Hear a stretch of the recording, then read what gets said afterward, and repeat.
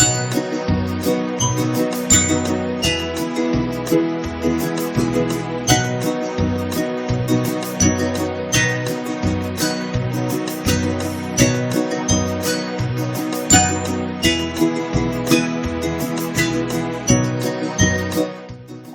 just want to give you 5 points of just to help you to keep focus.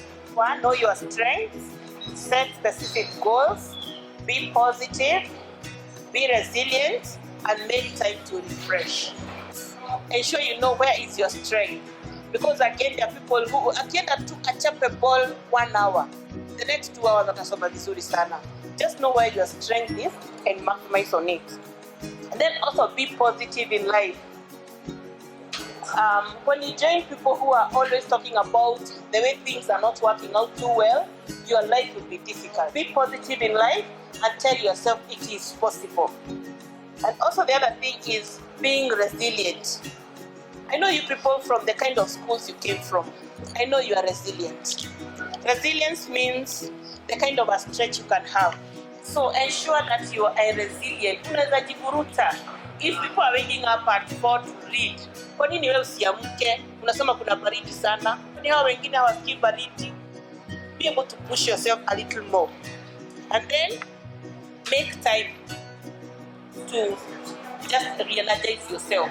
That's what I was saying. For those who like games, have time to refresh yourself so that you can be able to move on and even be refreshed.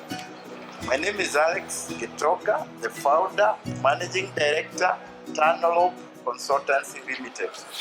Life skills, self-confidence, sindio? Yeah, self-confidence, self-esteem, decision-making.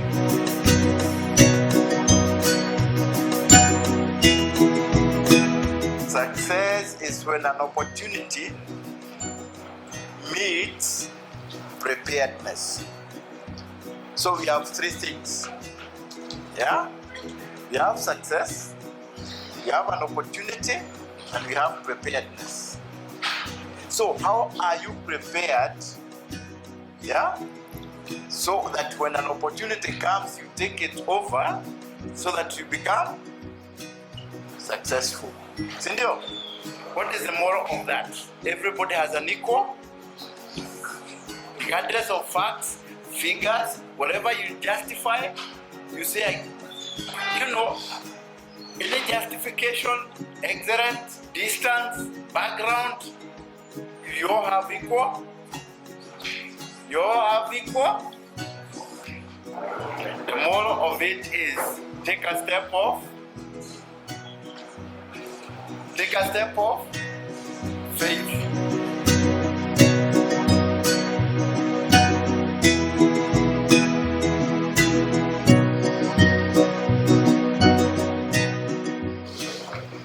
When we're talking about values, we're talking about beliefs.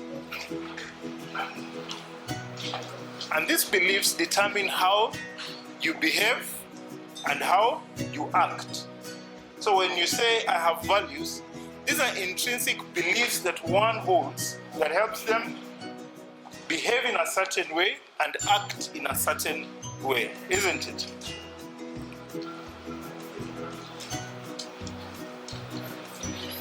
We can also say values are a compass. You know what a compass is? The compass that somebody has in their life. It's something that determines the direction of where you want to go, in how you make decisions, and how you establish certain standards of how you live. So when you say, I have values, it means you have a compass. Because you're in school, I'm sure you've heard of something that is called the true north. You know what the true north is?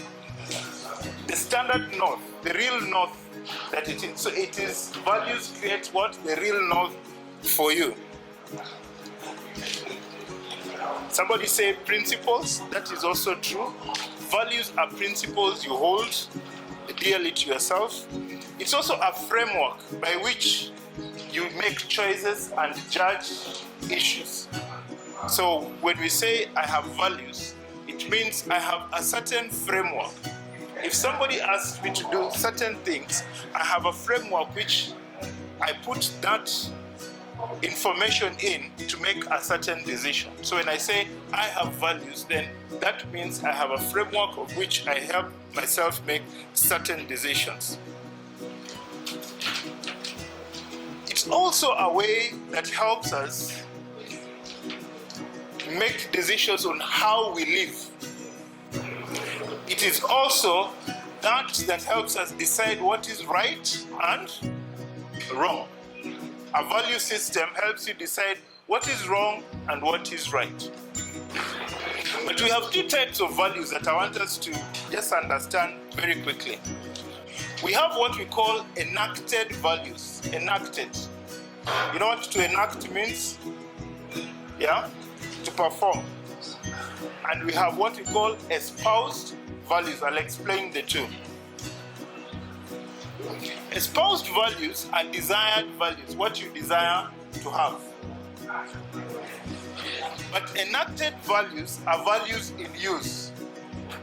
They say if you believe in nothing, you will fall for anything. Within the values, we also have layers of values. So we have what we call surface values. You know, surface, just on top, surface values. But these surface values are basically moral positions that we hold, things that are just on the surface. Surface values bind, but in some cases they do what? Segregate, because they're not deep, they're just on the surface. The next layer is called hidden values. Now, hidden values are timeless guiding principles that an individual holds. Hidden values. And they do not require any external justification. Then we have another layer called deep values.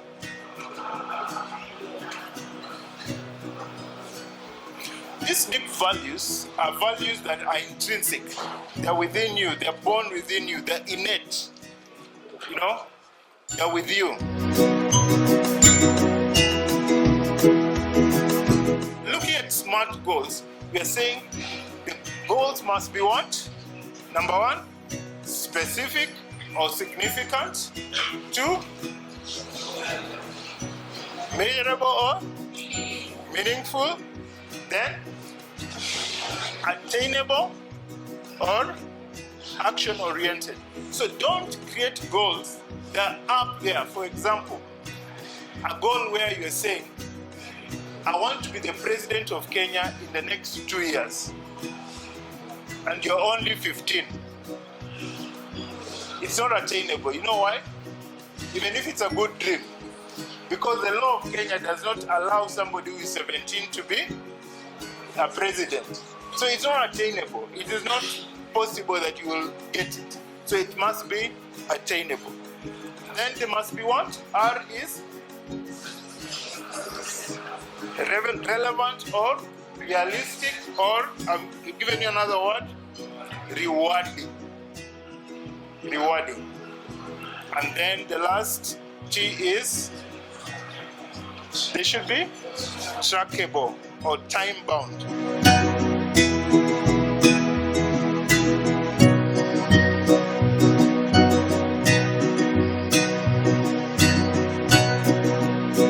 Kisema technology, tumesema simu, tumesema TV. All these are under technology. Sawa. Now, is technology good or bad? Is it good or bad? It's good. What makes it good? It makes communication efficient, isn't it? It saves time.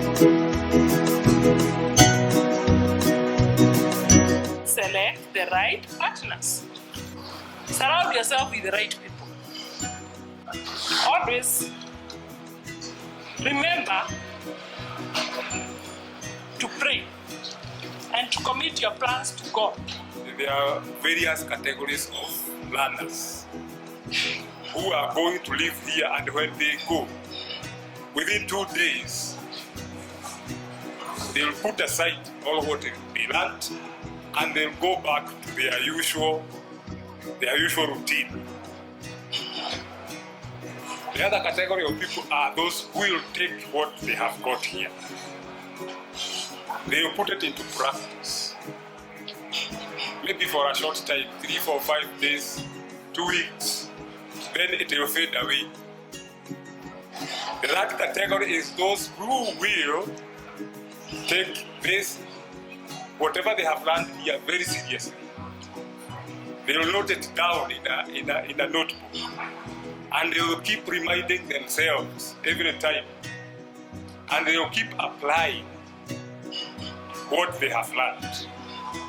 You have to be courageous. This world is for people who are courageous. You have to stand up and say what you think. It doesn't matter whether it's wrong or right, but at least you have been bold enough to air your views. That is all the world is about, because those people who succeed in life are those people who try out things. People who don't fear of failing. People who don't fear to fail. Because if you fear to fail, you will end up doing nothing. You'll stay safe where you are because you fear to fail. You'll stay comfortable because you don't want people to laugh at you.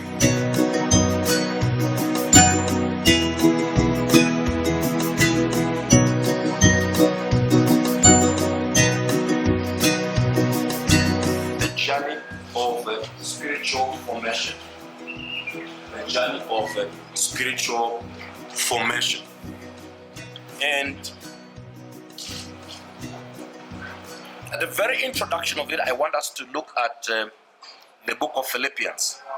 The book of Philippians. But whatever was my profit, I now consider loss for the sake of Christ.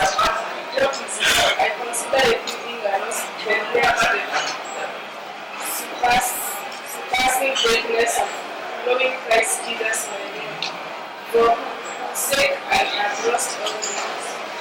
I consider the knowledge that I may gain Christ and be found in Him, not having a righteousness of my own that comes from the law, but that which is through faith in Christ. The righteousness that comes from God is by faith. I want to know Christ and the power of His resurrection and the fellowship of His shedding in His suffering, becoming like Him in His death, and so somehow to attain to the resurrection from the dead. Not that I have already obtained all things or have already been made perfect, but I press on to take hold of that from which Christ Jesus took hold of me. Brothers, I do not consider myself yet to have taken hold of it, but one thing I do, forgetting what is behind and straining toward what is coming. I press towards the mark for the blessed God in Christ Jesus. Let us therefore, as many as be perfect, be thus and if in anything give me otherwise, by me, God shall reveal even this unto you. Nevertheless, whereto we have already attained, let us walk by the same way, let us mind the same thing. That I may know Him. That I may know Him.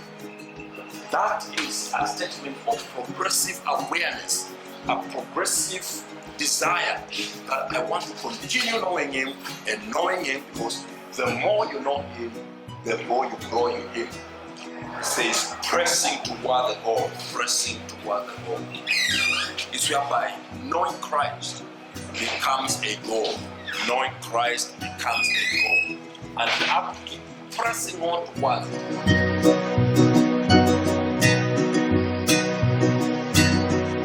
I am the best.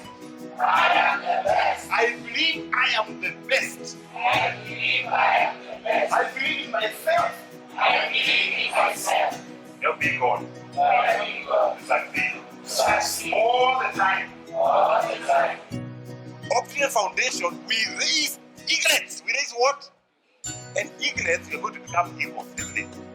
E means you must be a good example. In your schools, you are an eaglet. E means a good example for other people. When teachers are looking for best ideas, they know optimal eaglet is here. A for an eagle means you are an achiever. Achiever means you are achieving what you set up to do. If you're looking for an A, you get it. If you're looking to be a doctor, yes, you are an eagle. You are an achiever. You achieve it. Why not? Ego. G. Look at this. God-fearing. You can't do anything without the power of God. Period. And that's why for you, don't join those funny things, devil worship. Don't join them. God-fearing. Eagles. You are eaglets. Learn new things. M. Learn new things. E. Execute what you want to do. Don't postpone. You want to study science. Don't say I'll do it tomorrow. Forget about this disease called procrastination. Execute what you plan to do. Okay, eagles, you are eaglets. D. Time management. Eaglets manage their time well. Time management. Don't waste time. Plan your time so well so that all subjects are taken care of. Okay? Eaglets, look at this S. Strategic. A very big word. Strategic. Eaglets must be strategic. You have to think long term. Forget about the current problems. And once you do that, let me tell you this, because you are the pioneers for the optimal eaglet, you're gonna change the economy for this nation. You're gonna change the way things are done. And also, you're encouraging Optimal Foundation, you're encouraging George Washiri to commit more finances to support other people for the years to come.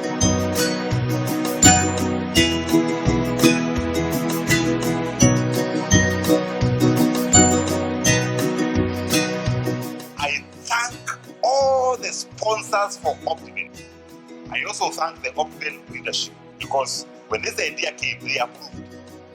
I thank Emily and Javi for their wonderful, super organization to make sure that the Kenyans are here. I thank them. I also thank other partners that they sponsor, a few students here, and those who are listening and viewing this video.